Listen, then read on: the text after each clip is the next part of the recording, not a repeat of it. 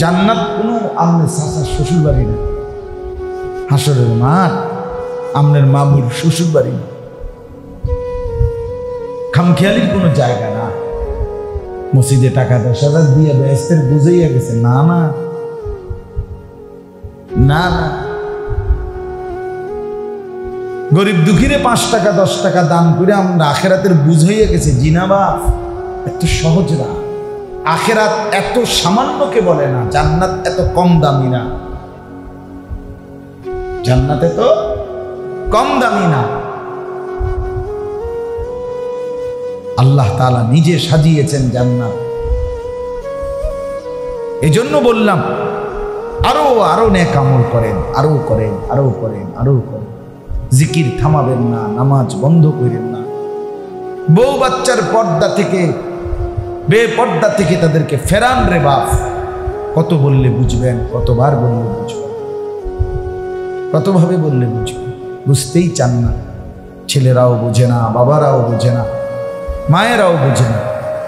তো আল্লাহ তাআলা বলেন, এবার তর্জমা বুঝেন। তাহলে 2 কথা বুঝলেন। এক হলো আল্লাহ তাআলার চারদিকে সব কার কুদরত। 2 নম্বর আল্লাহ বলেন, এত কিছু দিলাম আমি তোমার ভিতরে, চারদিকে সব আমার, এরপরও আমার সাথে শিরিক করো বান্দা, এটা আমার গায়ে সয় কেন? যে আমি বড় পীর আব্দুল কাদের জিলানী রাহমাতুল্লাহ আলাইহির একটা ঘটনা আছে। এই ঘটনার কিতাবে আমরা উস্তাদদের মুখে শুনছি। ওনার কাছে একবার পর্দার আড়ালে এক মহিলা আয়েশা একটা তদবিরের জন্য আসছে। তো উনি বলছে কি সমস্যা? তো মহিলা ওই পাশ থেকে পর্দার আড়ালে বলছে, হযরত কার কাছে আসছে? আব্দুল কাদের জিলানী রাহমাতুল্লাহ আলাইহি। আয়েশা বলছে, হযরত আমার চেহারাটা কি পরিমাণ সুন্দর, আল্লাহ আমাকে কি পরিমাণ সৌন্দর্য রূপ দিয়েছেন, যদি শরীয়তের অনুমতি থাকতো আমি আপনাদের দেখাইতাম, কিন্তু যেহেতু শরীয়তের অনুমতি নাই, পর্দা, এজন্য দেখাইলাম না, শুধু বললাম আমি যথেষ্ট সুন্দরী রূপসী নারী।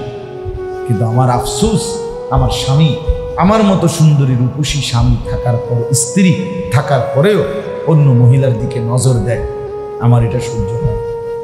সে অন্য মহিলার দিকে সম্পর্ক করে, পরকিয়া করতে চায়, করে, আমার এটা সহ্য হয়।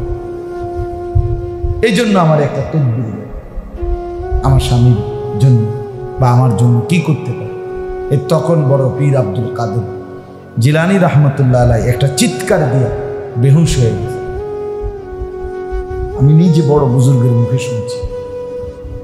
তখন বেহুশ হয়ে যাওয়ার পরে, হুঁশ আসার পরে ওনার ভক্তরা, খাদেমরা জিজ্ঞেস করছে, হযরত মহিলারে তদবির দিবেন, না দিলে না দিবেন, কিন্তু চিৎকার দিলেন কেন? আমনে বেহুশ হলেন কি? আমনের কি করল?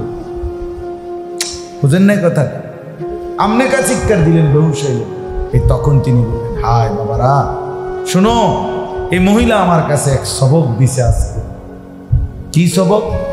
মহিলার এই কথার দ্বারা আমি বুঝলাম, দুনিয়ার একজন সামান্য মহিলা, সে যদি তার স্বামীর মধ্যে আরেকজন শরীক, আরেকটা মহিলা শরীক হোক, এটা পছন্দ করে না, এত বড় কায়নাত যিনি সাজিয়েছেন, আমার সেই আল্লাহ, তার সাথে কেউ শরীক করলে তিনি কেমনে সহ্য করবে? বুঝেন নাই কথা? এক সামান্য মহিলা শিরিক পছন্দ করে না, তার স্বামীর মধ্যে আরেকজন অংশীদার কি করে না, চায়, আল্লাহ কেমন শরীক? এত বড় মালিক, এত কিছু দিয়ে। এই কথাটা আমি বুঝছি, মনে হচ্ছে এই কথার দ্বারা, এই জন্য এই কথা ভাইবা আমি চিৎকার করছি। বড় পীর আব্দুল কাদের জিলানী রাহমাতুল্লাহ আলাইহি জমানার শ্রেষ্ঠ, ওই সময়কালে শ্রেষ্ঠ মুহাদ্দিস ছিলেন, বড় আলেম ছিলেন, বড় ফকিহ ছিলেন, বড় আল্লাহওয়ালা বুজুর্গ ছিলেন। 40,000-এর মতো কিতাব ওনার কুতুবখানায় ছিল। আমরা দেশে মনে করছে বড় পীরের নামে, খাজার নামে, মানে ডেকজি, খিচুড়ি আর কতক্ষণ ঢুলে ঢুলে গজল, হ্যাঁ সিহুলি, এই ছিল আব্দুল কাদের জিলানী। উনি তো বাগদাদে উনার মাজার এখনো আছে, সেখানে গিয়ে দেখলেই তো হয়। ওখানে লেখা আছে ওনার জীবন, ওনার লাইব্রেরি, কুতুবখানা সব আছে এখন।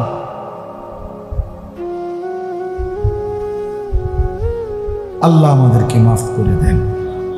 এজন্য বাপ কোনোভাবেই যেন শিরিক না, সব ব্যাপারে দিল দিমাগ, সুখে কিংবা দুঃখে, আনন্দ কিংবা বেদনায়, প্রত্যাশা মতো চাহিদা মতো পাই বা না পাই, হার হালাতে আমাদের জিন্দিগি ফিরায় রাখতে হবে শুধুই আল্লাহর দিকে, দ্বীনের দিকে, ইসলামের দিকে, আল্লাহর হুকুমের দিকে।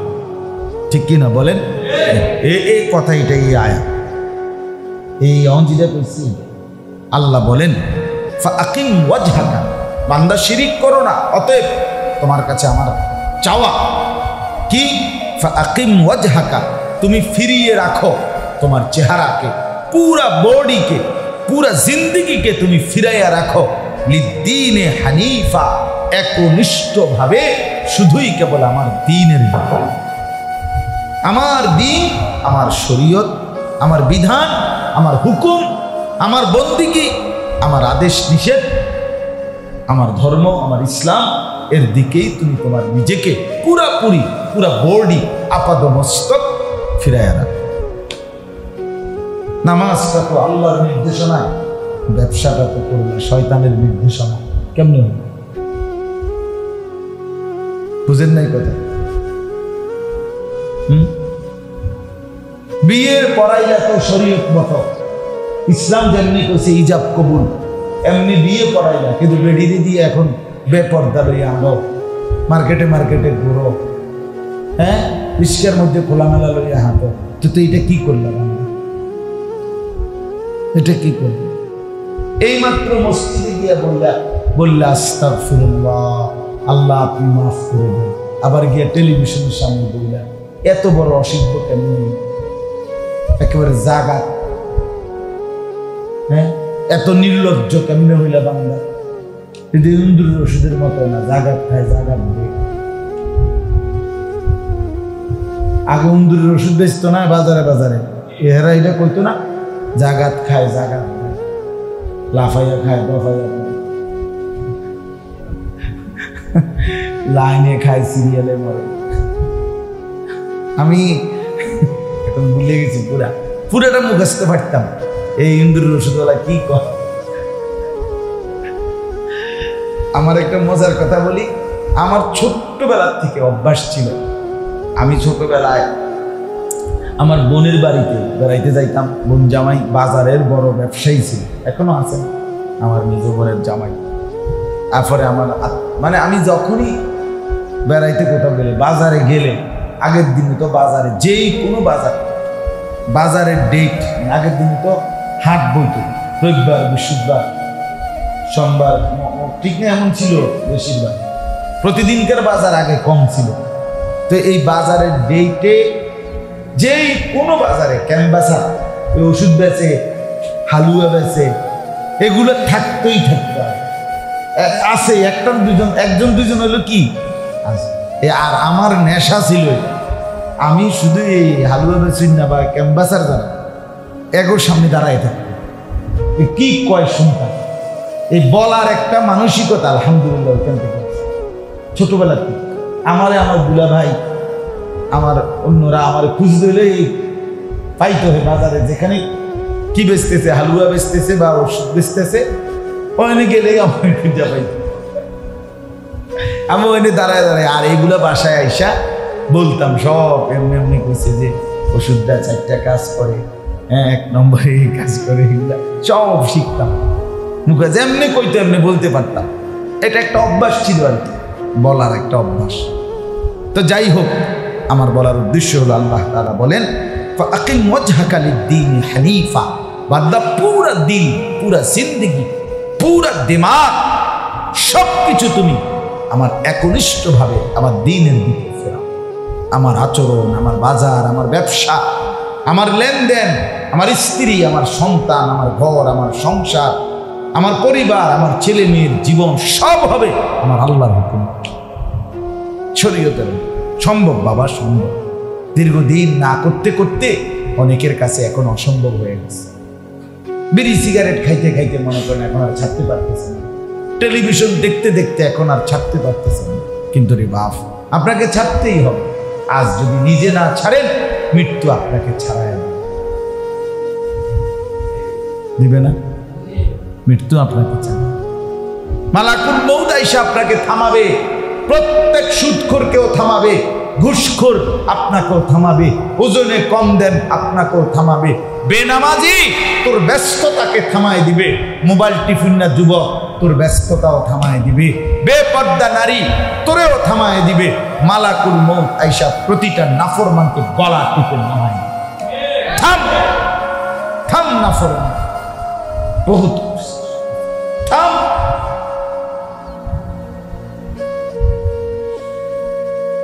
কিন্তু সেদিন যদি আজরাইল থামায়, আপনি নিজে থামলেন না, নেকি মিলবে না। কি মিলবে না? মিলবে। হাসরের ময়দানে সব মনে পড়বে, কিন্তু সেদিন মনে পড়ে লাভ হবে। কোরআনে আছে ওয়াজিআ ইয়াউমাইযিন বিজাহান্নাম, আল্লাহ বলেন হাসরের ময়দানে তোমাদের সকলের সামনে ফেরেশতারা জাহান্নামকে টেনে হাজির করবে।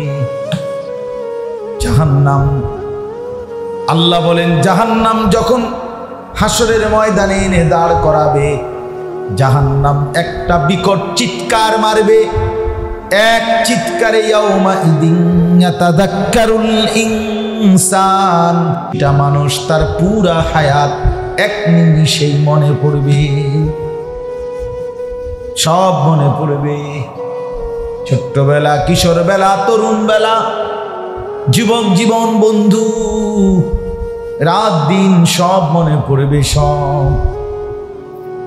ইয়াউমাইযিন ইয়াতাযাক্কারুল ইনসান ওয়া আন্না লাহুদ যিকরা। এটা বড় সাংঘাতিক কথা বাপ। আল্লাহ বলেন ওয়া আন্না লাহুদ যিকরা, কিন্তু বান্দা সেদিন মনে পড়ে বলো কি হবে? বলে হ্যাঁ, মনে পড়ে কি? আল্লাহ বলছে ওয়া আন্না লাহুদ যিকরা, বলো না বান্দা সেদিন মনে পড়ে কি হবে?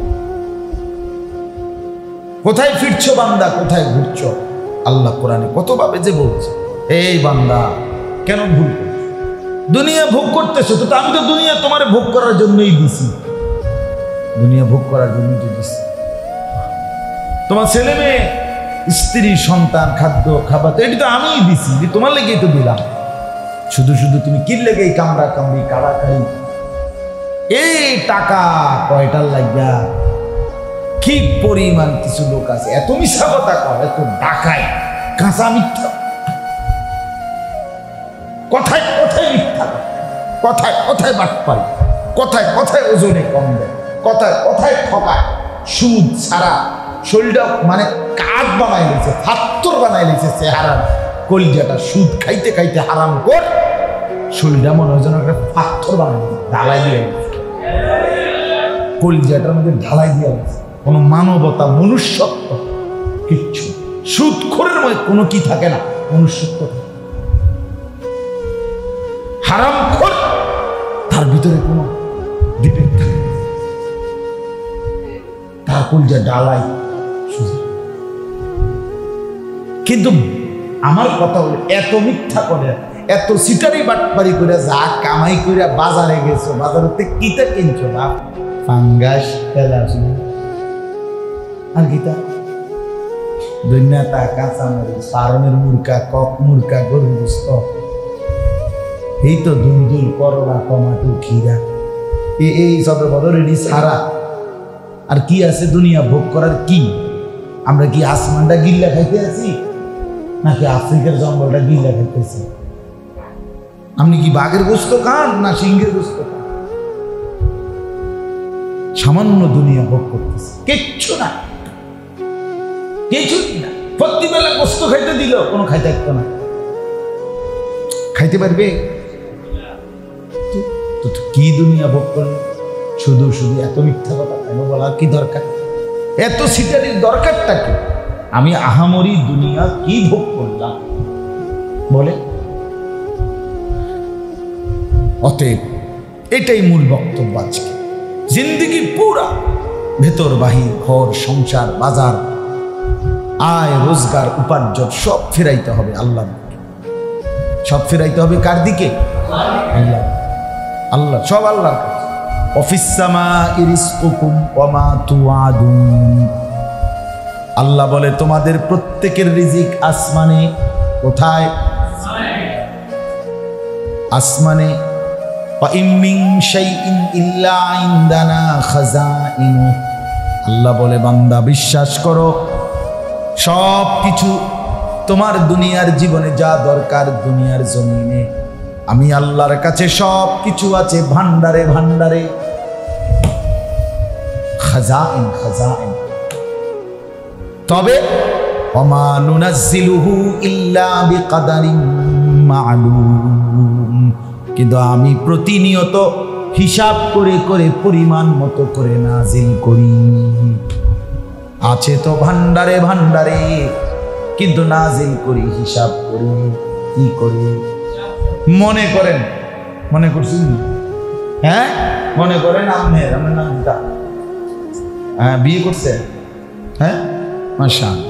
তো মনে করেন ওনার আপনার সন্তান আছেন কয়জন? 2টা ছেলে। তো 2টা ছেলে আর স্বামী স্ত্রী 2জন, মনে করেন 4 জন। কথার কথা। আচ্ছা আমি আমার বাচ্চা 4 জন, আমি 2 জন, আমার স্বামী স্ত্রী। তাইলে এখন আপনাকে 4 জনের মনে করেন আগামী 10 বছরের যে আলুডি লাগবে, আলুডি দিয়া লাগে বছর, তারপরে এটি কই থেকে আবার কিনছে বুঝছেন আপনি বিষয়টা? বুঝছেন না স্যার? আলুডি দিয়া লাগে। আচ্ছা পেঁয়াজ দিলে ওনার যে ফুট যত বছর বাঁচবো দোনো ফুটে, তার আর মোট পেঁয়াজ লাগবে যত কেজি, আগামী 30 বছরের বা 50 বছরের পেঁয়াজ। আল্লাহ বললো বান্দার এখন ঝামেলায় আছি, এই জিনিসটা তোমার তো দিয়ে লাই পুরো ক্লিয়ার করে দিলাম না। এখন এবার এতটি পেঁয়াজ ফাঁসা ধরতো না। তাহলে আমরা বেকুবরা যে বইয়া বইয়া চিন্তা করি আমি মরলে আমার জি ফুতে খাইব করতে, তুই মরিস না, তুই তোর ফুতের লগে বইয়া থাক, তুই বেকুব বইয়া থাক ফুতের লগে। অথবা তুই বল যে আল্লাহ আমার জি ফুট নাই না তোর মোট বাঁচবে যতদিন, এ ফত পুরা পুরা হায়াতের বাজার খরচ দিয়ে দেন। আল্লাহ যদি বলেছে দিলাম, তারপরে তরকারি ডি ফাঁসা ধরতো না। বলেন এই যে আপনার যে কয়দিন বেশি গন্ডগোল হইল এই ঘটনায়, তখন কি পরিমাণ ট্রাক তরকারি, কাঁচা তরকারি পৌঁছে গোলে পানি ঘর। মাত্র 2 দিনের 3 দিনের আটকায় গেলে, একদিন কোনোখানে যদি জ্যাম বাইধা যায় তাইলে কি পরিমাণ তরি তরকারি পচে গেলে শেষ হয়ে। তাহলে আল্লাহ বলেন এই জন্য বান্দা, আরে আমার কাছে আছে তো সব খাজানা ভান্ডার আছে বেটা, আমি চাইলে তো দিতে পারি বেটা, কিন্তু তুই নিতে পারবি কিনা সেটা বলবেন। বুঝলেন না? আপনারা একজন লোক বলেন না যে আমার সংসারের পেঁয়াজ দিয়ে আলা, রসুনগুলো দিয়ে আলা, আমি কই রাখবেন এগুলো? কিভাবে সংরক্ষণ করবেন? কিভাবে? আমি নিজে পড়ছি মিয়া, ইউরোপের একটা দেশে একবার এক বুদ্ধিজীবী, এক অপদার্থ খ্রিস্টান বুদ্ধিজীবী, সে বলছিল আগামী 30 বছরের ভিতরে যদি জনসংখ্যা নিয়ন্ত্রণ না করে এই দেশগুলো, বার্থ কন্ট্রোল না করে, জন্ম নিয়ন্ত্রণ না করে, তাহলে এই পরিমাণ গম মানে রুটি অভাব পড়বে যে দুর্ভিক্ষ লাগবে। ওই পত্রিকার রিপোর্ট হলো কসম খোদা পরবর্তী 30 বছরের ভিতরে ওই দেশগুলোতে এই পরিমাণ গম উৎপাদন হয়েছে যে ওই দেশ সরকার সকলে তাদের সমস্ত গুদামজাত করার পরেও টনে টনে গম আপনার আগুনে পুরাইয়া জ্বালাইয়া ফেলছে, ইডিয়ার মানে কই থইব আর জায়গা নেই। আল্লাহ আমরে দিয়ে দাও, আমাদের ছেলেদের পুরো বাজার খরচ দিয়ে দাও। আল্লাহ আমাদেরকে বুঝ দান। এজন্য বললাম ওমা নুনাজ্জিলুহু ইল্লা বিকাদারিন মা'লুম। আল্লাহ বলেন আমি তো সব কিছু নাজিল করি পরিমাণ মতো। কি মতো? ইন্না কুল্লা শাইইন খালাকনাহু বিকাদার। আমি আল্লাহ সব কিছু সৃষ্টি করেছি পরিমাণ মতো। ওমা কুন্না আনিল খালকি গাফিলিন। আল্লাহ বলেন আমার একটা সৃষ্টির ব্যাপারেও এক সেকেন্ডও আমি আল্লাহ গাফিল নই। হাসে কে, কাঁদে কে, হাঁটে কে, বসে কে, আল্লাহ বলেন সবই তো আমি জানি। জানে কিনা? মা তাসকুতু মিন ওয়ারাকাতিন ইল্লা ইয়ালামুহা। আল্লাহ বলেন জমিনের কোথাও যদি একটা পাতা পড়ে আমি আল্লাহ পুরাপুরি হিসাব জানি, কোন গাছের কোন পাতাটা পড়ছে। ওমা মিন দাব্বাতিন ফিল আরদি ইল্লা আলাল্লাহি রিজকুহা। আল্লাহ বলেন আমার জমিনে যা কিছু বিচরণ করছে প্রত্যেকের রিজিকের দায়িত্ব আমি নিজের উপরে নিজের কাঁধে তুলে নিলাম। ওয়ায়ালামু মুস্তাকাররাহা ওয়া মুস্তাউদাআহা। আমার কোন সৃষ্টি কখন কোথায় থাকবে, শেষ পর্যন্ত কোথায় মৃত্যুবরণ করবে আমি সবটা আগের থেকেই জানি। যদি বলেন আল্লাহ কখন থেকে জানেন, নবী বলছে উম্মত আসমান জমিন সৃষ্টির 50,000 বছর আগেই আল্লাহ তার মাখলুকের সমস্ত কিছু তাকদীর লৌহে মাহফুজে লেখায়া ফেলছেন। কুল্লুম ফি কিতাবিন মুবিন। সব আল্লাহ বলেন স্পষ্ট লেখা আছে। আল্লাহ বুঝদান করেন। আমার ভাইয়া 10 জন হন আপনারা, আমার কোনো সমস্যা নেই। আমি এক ফেরিওয়ালার মতো মানুষ, যখন যেভাবে সুযোগ হয় বলতে থাকি। 10 জন, 5 জন, 2 জন, 4 জন, এটা আমার কোনো হিসাব কিতাব নেই। হ্যাঁ, গত খুব সম্ভব মঙ্গল বুধবার কোন দিন যেন এক জায়গায় মাগরিব পড়ছি একটা মাদ্রাসা।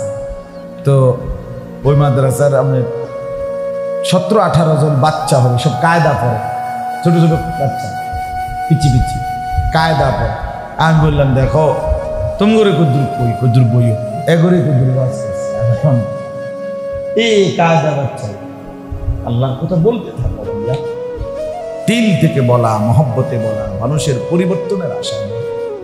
আল্লাহ আমাদের সবাইকে কবুল করে। এবার শেষ কথাগুলো তর্জমা বলি।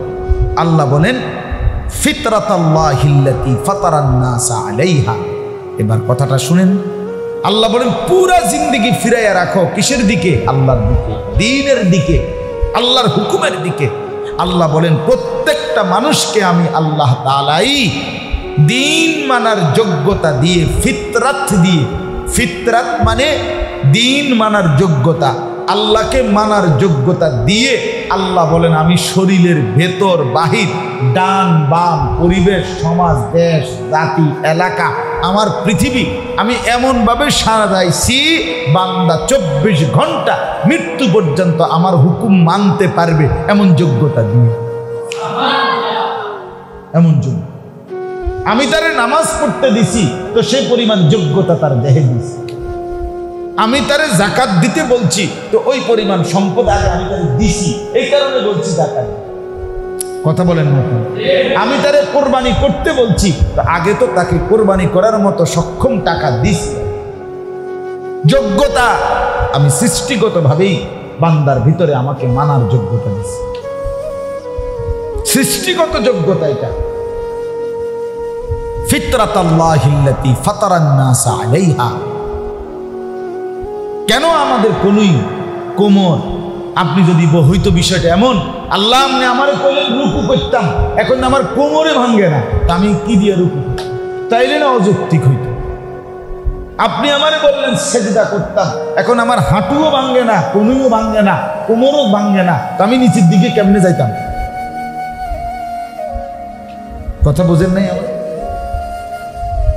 তো নবীকে আপনি বলেন যে নবী আপনি আমার করেন 33 বার সুবহানাল্লাহ, 33 বার আলহামদুলিল্লাহ, 34 বার আল্লাহু আকবার পড়তেন, তো এখন শুধু আগে এই আঙ্গুলটা ভুলে যান, 4টা আঙ্গুল দেখেন সোজা, মনে করেন এই 4টা আঙ্গুল আছে, এখন পড়তে বলছে, তো কেমনে পড়বেন 33? এই আঙ্গুল দিয়ে এই আঙ্গুলে কেমনে গুনবেন? এই আঙ্গুল দিয়ে এমনি গুনা যায়?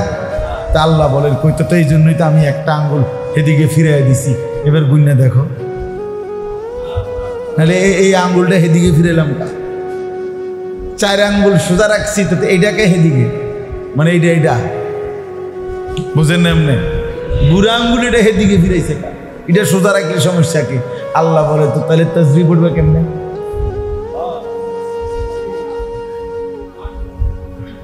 তাসবিহ পড়বে কেমনে বান্দা? সুবহানাল্লাহ। আল্লাহ বলেন আমি যোগ্যতা দিয়ে কি করছি? সৃষ্টি করেছি। ফিতরাতাল্লাহিল্লাতী ফাতারান নাস আলাইহা, আল্লাহর ফিতরাত, আল্লাহর সৃষ্টিগত যোগ্যতা দিয়েছেন, এর মাধ্যমে আল্লাহ সবাইকে বানিয়েছেন। তাহলে দিন মানা, ইসলাম মানা, আল্লাহর হুকুম মানা আমাদের এই শরীরে, এই দেহে, এই পরিবেশে, এই দেশে, এই বাস্তবতায় সম্ভব? সম্ভব? কাজে একটা হুকুমের ব্যাপারে যদি কেউ বলে সম্ভব না, তুই বেঈমান, ডাইরেক্ট বেঈমান, নাফরমান, খামখেয়ালি করে। বুড়া মানুষ না জোয়ান মানুষ, বুড়া মানুষের উপরে কোঁতাইয়েন না, কোয়াইয়েন। বালা কথা কইছে, ও কইছে হুজুরে কইছে বালায়, পারি না আমরা, আলাপ করে ওটা পারে না, ওটা খাইতে পারে সব দুনিয়া, ওটা পারে না। এই সমস্ত কথা বললে হাসরের ময়দানে বাঁচে যাবে? তো আমার দ্বারা একটা বুঝ দিলে কি লাভ হইল? আমারে বুঝ দিয়ে লাভ হইল কি নিয়ে? আমি আপনারে বুঝ দিলাম, আপনি আমারে বুঝ দিলেন, তারপরে হাসরের মাঠ, কবর, ফেরেশতাদের টাঙ্গাইয়া ফিরবো। আল্লাহ বলেন আমার কথা এইটাই, মূল কথাই, কথাটাই বুঝাইতে চাচ্ছি যে আল্লাহকে মানার, দিন মানার, ইসলাম মানার সৃষ্টিগত একেবারে সত্তাগতভাবেই আমাদের শরীরে, দেহে আল্লাহ যোগ্যতা দিয়েছে। এই ছেলেগুলোকে বলি, তোমরা এই কয়জন ছেলে ভাইয়া, তোমাদের ভিতরে আল্লাহ নামাজ পড়ার পূর্ণ যোগ্যতা দিয়েই সৃষ্টি করেছে নিজের হাতে। আহা, হাত, চোখ, নাক, কান, পুরা শরীর, দিল, দিমাগ সব সুস্থ, একটা রোগ নাই। 16 বছরের, 18 বছরের, 20 বছরের ছেলেটা, কিন্তু এত বড় নিকৃষ্ট ডাকাত কোনোদিন ফজরের নামাজ পড়ে না। কত বড় নিকৃষ্ট গাদ্দার, কত বড় গাদ্দার, কত বড় গাদ্দার, কত বড় নাফরমান, কত বড় হাইওয়ান। কি আশ্চর্য কথা! কি রে বেটা, কেন নামাজ পড়ছ? তোর কি কোনো শয়তানে কামড়াইছে? তোর ইবলিসে কামড়াইছে? তোর খোদা আল্লাহ কি তোর মাথা তুলে আসার দিতে বেটা? তো নামাজ পড়বি না কেন? পড়বি না গাদ্দার? একটা সেকেন্ড আল্লাহর ইচ্ছা ছাড়া হায়াতের কোনো বেঁচে থাকার নিশ্চয়তা আছে? কার লোকে তেরামি করো বেটা? এইটা কি মাতেও না, লড়েও না, মুসলমানের বাচ্চা খারাইয়া রইছে 5 ওয়াক্ত নামাজের এতবার আজান, একটা বারো তার কানে, কত নড়েও না, তার বিবেক নড়ে না। কত বড় গাদ্দারা, কত বড় গাদ্দার!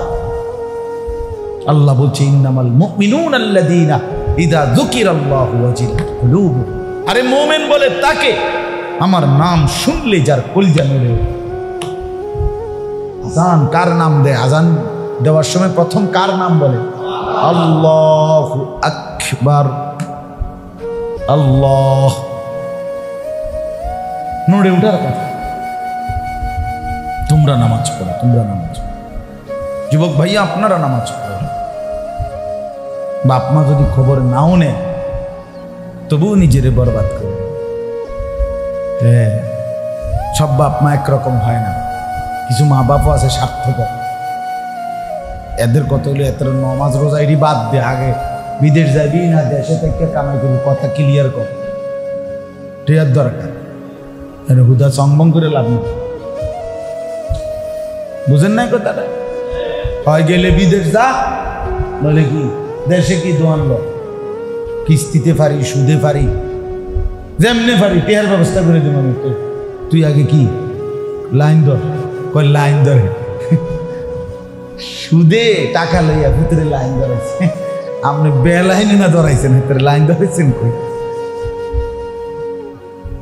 আল্লাহ আমাদেরকে মাফ করে দেন। চলেন তাহলে সৃষ্টিগত যোগ্যতা মরে যায় না, আল্লাহ প্রত্যেককে মানার যোগ্যতা দিয়ে বানিয়েছেন। লা তাবদীলা লিখালকিল্লাহ, আল্লাহ বলেন, আবারও বলছি শোনো, আমার সৃষ্টিতে কোনো পরিবর্তন নাই। তাহলে আল্লাহর পাকের এই সিদ্ধান্ত যে আমি মানুষকে আমার ইবাদত করার যোগ্যতা, মানার যোগ্যতা দিয়ে বানিয়েছি, এটা আর কখনোই বদলাবে না। এই জন্য 90 বছর পরেও আল্লাহকে মানার যোগ্যতা বদলে যায় না। এই জন্য 90 বছরের নাফরমানও এমন আছে পৃথিবীতে, আল্লাহর দয়ায় সে বদলে যায়। 100 খুনের আসামি সেও কি হয়ে যায়? বদলে যায়। কারণ ওই যে সৃষ্টিগত যোগ্যতাটা কখনোই কি হয়ে যায় না, মিটে যায় না। 30 বছর নামাজ পড়ে নাই, তবুও আল্লাহ পাক বলে না যা তোরে আর কোনোদিন নামাজ পড়ার সুযোগ দেবই না। আল্লাহ বলে না, আমি যোগ্যতাটা, সৃষ্টিগত যে যোগ্যতা, এটা আমি মুছে দেব না। যদি কোনোদিন আমার বান্দা ফিরে আসে, সেদিনই আমি তাকে গ্রহণ করব। রাতে আসলে রাতে মাফ, দিনে আসলে দিনে মাফ। বান্দা আসবে যখন আমি মাফ করে দেব, তখন ও আসবেই যখন মাফ করে, যখন আসবে তখন এক ফোঁটা চোখের পানি ফেলে তওবা করলে, পিছনটা ছেড়ে দিলে, আর করবে না বললে আমি মাফ।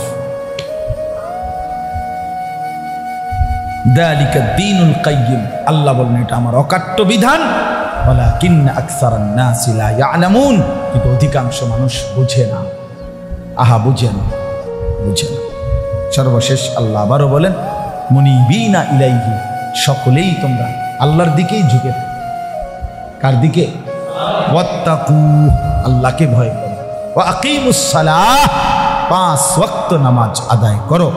ওয়ালা তাকুনু মিনাল মুশরিকিন, কোনোভাবেই বান্দা মুশরিকদের অন্তর্ভুক্ত হইও না। আল্লাহ বলছে নাফরমানের অন্তর্ভুক্ত হইও না বান্দা। তোমার নাম যেন বেঈমানের কাতারে না ওঠে, তোমার নাম যেন পাপীর কাতারে না ওঠে। বান্দা জাহান্নাম নয়তো সইতে পারবে, আগুন সইতে পারবে। আরে ভাইয়া, প্রতি মাসে ওয়াজ হয়, বয়ান হয়। ফয়সাল আমারে অনেক মহব্বত করে, আমিও তার স্নেহ করি। এই জন্য অনেক জায়গায় আলহামদুলিল্লাহ, কত সময় কত মানুষ তো